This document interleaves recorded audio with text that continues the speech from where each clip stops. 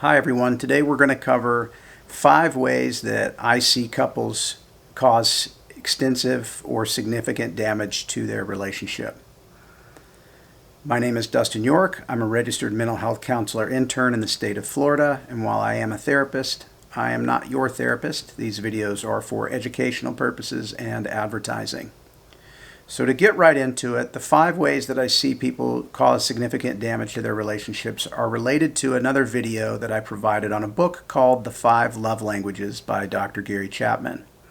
The 5 love languages are words of affirmation, acts of service, gifts, quality time, and physical touch.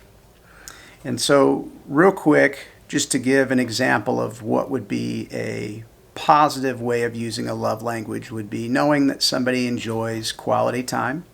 So you take the time to maybe plan a trip for you and your significant other to go and spend the day at the movies, go to a restaurant, and watch the sunset.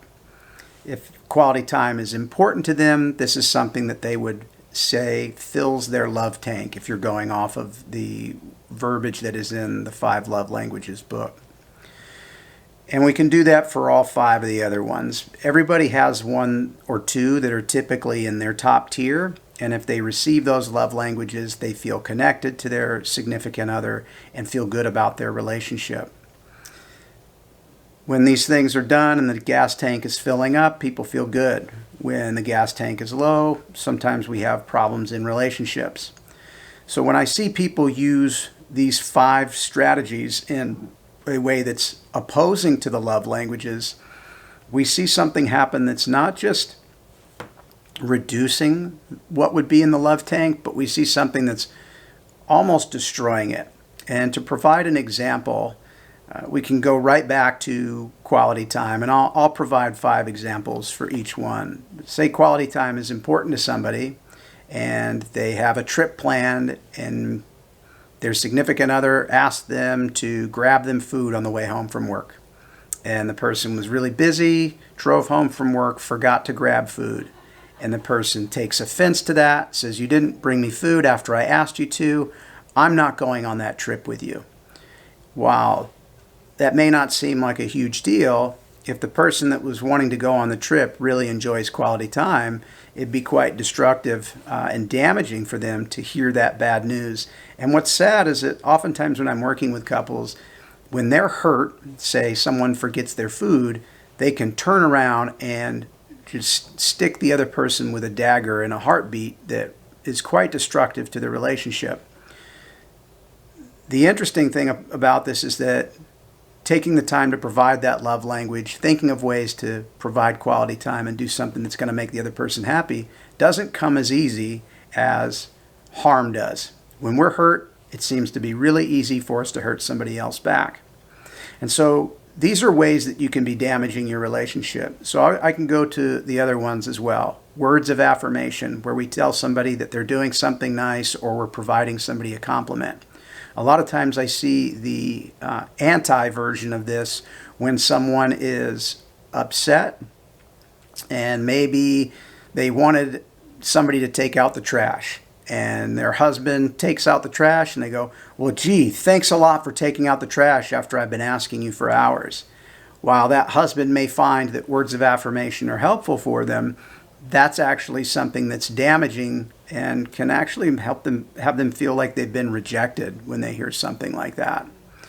Acts of service is another one. Say we normally wash our significant other's car on Saturday because we want to do something nice for them. And maybe they did something to upset us earlier in the week. And so we don't say anything to them. We play in the silent game and we just don't go wash the car. And the person thinks to themselves, "Wow, they used to wash my car for me, and now I'm feeling like maybe they don't like me because they aren't saying anything to me." And one of the problems we have as humans is in the absence of any communication, we start to fill in the blanks with other negative things. So far we've done acts of service, and we also did words of affirmation or quality time. The quality time example I provided earlier, and then so we look at physical touch or even intimacy. You've made me angry, so go sleep on the couch. While this may seem like an ample punishment for someone, if somebody's primary love language is going to be physical touch and they're told they can't even sleep in the same bed as that person, it'll feel like a pretty significant rejection. And so, gifts can be another one where maybe we have somebody that really likes to receive gifts and they receive something from us that is a prank gift, or they believe they're getting a gift and they open a box and it's a request for them to do the dishes or something else, right? This is going to be something that upsets them quite a bit when they're excited about receiving a gift. And so what I really wanted to bring up about these is it may seem like maybe we're even being playful in our relationship, or it may seem like we're being spiteful or angry. When we're not communicating effectively and we do something that's the opposite of a love language, we can leave the person feeling quite rejected. And what happens is, and many of you have maybe experienced this, you can comment if you have, is we start to feel rejections in different ways.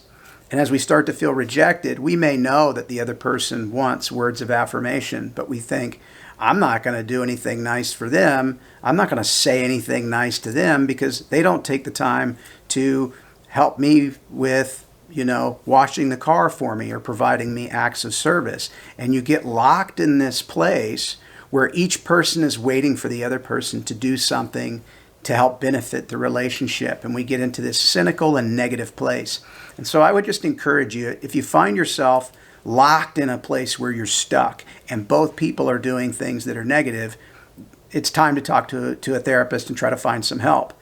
Or it's time to really sit down with each other and say, hey, things aren't working. I'm noticing that we're doing negative stuff.